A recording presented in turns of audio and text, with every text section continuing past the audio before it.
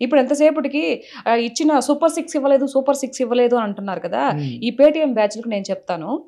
So, Paytm బ్యాచ్‌లు కూడా అనకూడదు.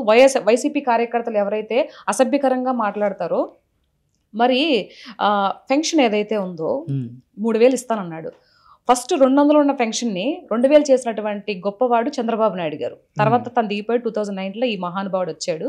వచ్చే ముందు ఏం చెప్పాడు? 3000 పెన్షన్ చేస్తానన్నాడు. దాని తర్వాత వచ్చిన 5 నెలలు 6 నెలల్లోనే పెన్షన్ పెంచుతాను నేను గెలిచాక అన్నాడు. 2019 గెలిచాక అన్నాడు కదా, ఒకేసారి 3000 ఇస్తానన్నాడు.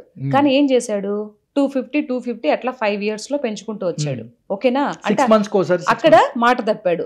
తర్వాత ఎంతమంది అమ్మఒడి ఎంతమంది పిల్లలు ఉంటే అంతమందికి ఇస్తామని చెప్పేసి తన సతీమణి భార్య భారతి గారు కూడా చెప్పారు. సో అందరూ తెలిసిన విషయమే. కానీ ఎక్కడిచ్చారు? ఇచ్చారా? ఇవ్వలేదు. సో దానికి సమాధానం వాళ్లే చెప్పాలి.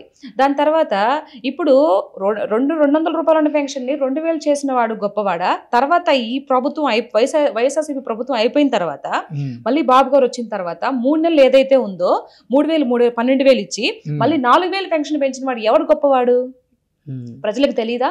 సరే, ఇదంతా వదిలే, ప్రజలు ఏం చేయలేదు, సూపర్ 6 పథకాలు ఇవ్వలేదు, రాష్ట్రం కూడా అభివృద్ధి చెందలేదు అంటే మీకే కదా లాభం. మరి ఎందుకు అంత గింజుకుంటున్నారు? అంతమంది ఈ రోజా గారు కానీ, శ్యామల గారు కానీ, జగన్మోహన్ రెడ్డి గారు కానీ ఎందుకు అంత బాధపడుతున్నారో నాకు అర్థం కావట్లేదు.